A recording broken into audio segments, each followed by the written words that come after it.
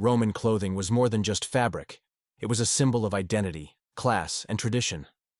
At the heart of Roman dress was the tunic, a simple garment made from wool or linen. This was worn by nearly everyone, from slaves to senators, though the quality and decoration varied. Slaves and the working poor wore short, rough tunics made from coarse wool.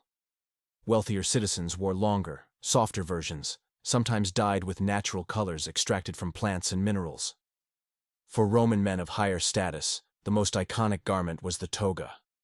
Woven from a single piece of wool, a toga could be enormous, sometimes up to 18 feet long, draped carefully over the body in folds that required practice, or the help of a servant, to arrange properly.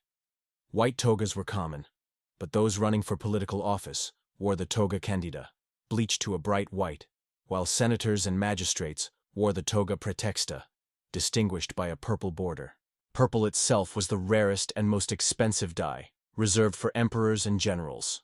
Roman women typically wore the stola, a long, sleeveless dress layered over a tunic, fastened with clasps or belts.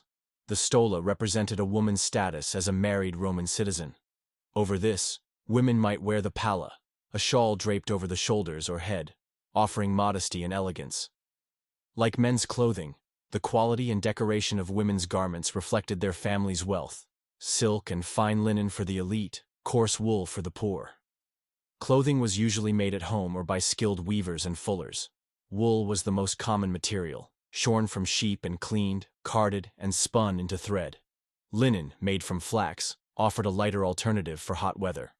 Wealthy Romans, who could afford imported luxuries, wore silk from China or cotton from India, extravagant materials that marked their status. Footwear also reflected class.